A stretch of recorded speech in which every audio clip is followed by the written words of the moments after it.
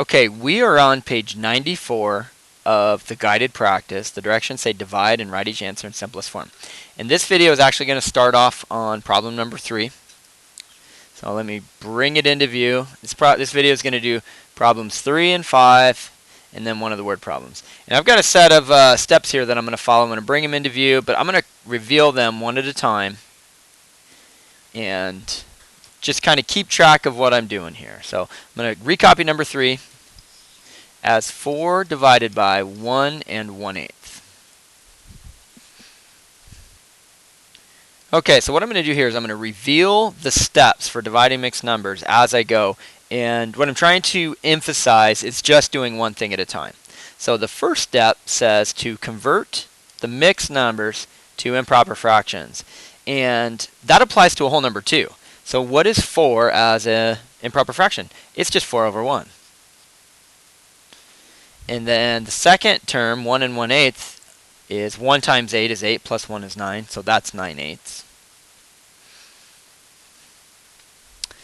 And then the second step is to multiply the reciprocal of the second term. And it's interesting here, some kids are going to identify that 4 and 8 would simplify, but it doesn't.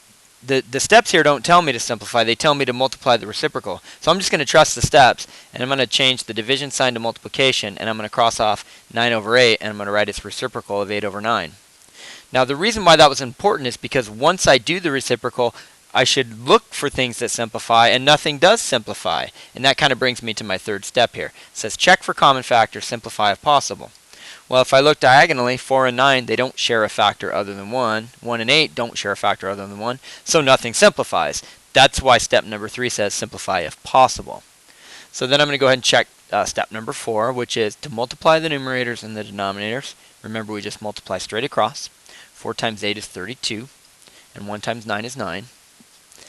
And then the last step is kind of obvious. It is, if your quotient is improper, rename as a mixed number.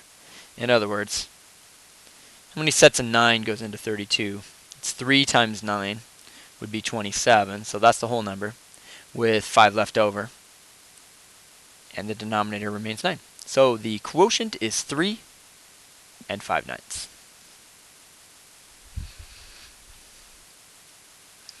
Alright, so we're going to move on to number 5 here. I'm going to go ahead and erase my whiteboard and copy down number 5.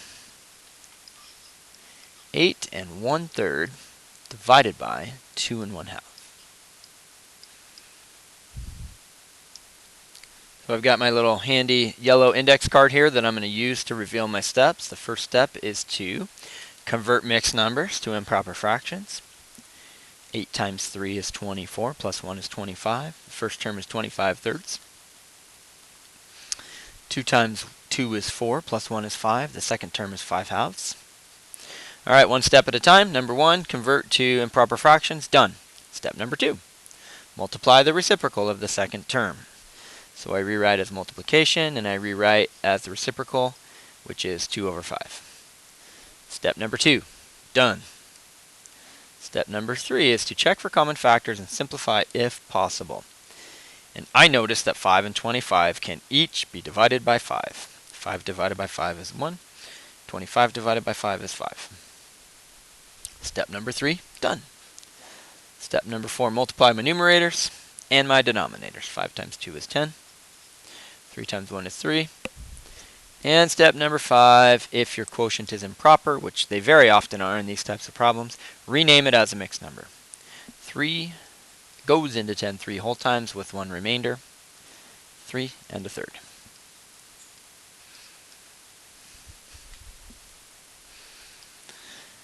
Alright, so this video resumes at number 7. There's 2 word problems that are similar to each other. The directions say write each situation as a division problem, then solve. And they're both area problems. And we taught you, we reviewed area just a day or two ago. And here's a couple things that are important to remember in area problems. Whenever you see area in any kind of problem, some kind of a word problem or even an image, you need to think that, hey, don't you find the area by multiplying the length by the width? And that's true. So that kind of implies that this is a multiplication problem. But if you read the question carefully, you'll read that you actually know the area. So what I just said was you'll find the area by multiplying length by width. But this problem says you know the area. It's 26 square feet, and you know the length. So we reviewed just a day or two ago that if you know the area and one of the dimensions, then you'll actually work backwards. You'll divide to find the other dimension. So in other words, this problem would be set up as you know the area is 26 and you know the length is 5.5. So you're going to divide 26 by 5.5, and if you solve this correctly, you'll get the width. And on the next one, it's similar. They give you the area, they give you one of the dimensions. You have to divide the area by the known dimension to find the other dimension. Okay, so I'm going to go ahead and move my screen a little bit here so that we bring it into view. And below this problem that I wrote, I'm going to keep my steps. This is my 3x5 card. I'm going to make sure I follow these steps. And I'll show my work off to the right.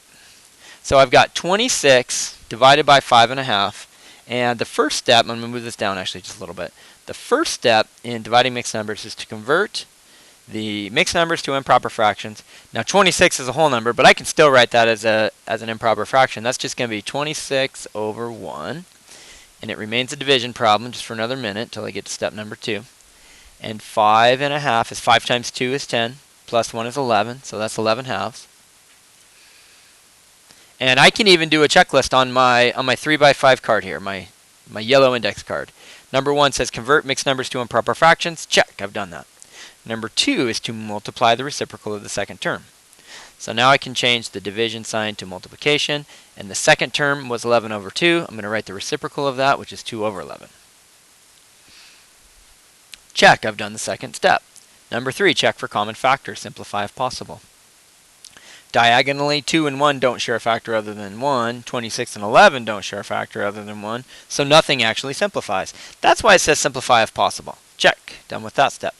Number 4, multiply the numerators and the denominators. 26 times 2 is 52. 11 times 1 is 11. So my improper fraction is 52 over 11. Check. Number 5, step number 5, if your quotient is improper, rename as a mixed. So I have to do a little bit of math here. 52 over 11 means 52 divided by 11. 11 goes into 52 4 times because 4 times 11 is 44. And I either subtract or count, and I get 8 as a remainder, and that stays over 11. And the last step is I go and check my unit. In this case, it's feet. The answer is 4 8/11 feet. Okay, so this video skips ahead to number 9. It says, how does dividing mixed numbers compare with dividing fractions? So if you look at your checklist here, numbers 2 through 5, where it says multiply the reciprocal, you do that with dividing fractions. Number 3 says check for common factors and simplify if possible. You do that with dividing fractions. And then you multiply the numerators and denominators with dividing fractions. And if your quotient is improper, you rename it as a mixed. So the answer here, the question says, how does dividing mixed numbers compare? The answer is that the steps are the same, but first you have to convert the mixed numbers to improper fractions. That is the only difference between dividing mixed numbers and dividing fractions. It's all the same steps, but first you have to convert the mixed numbers to improper fractions.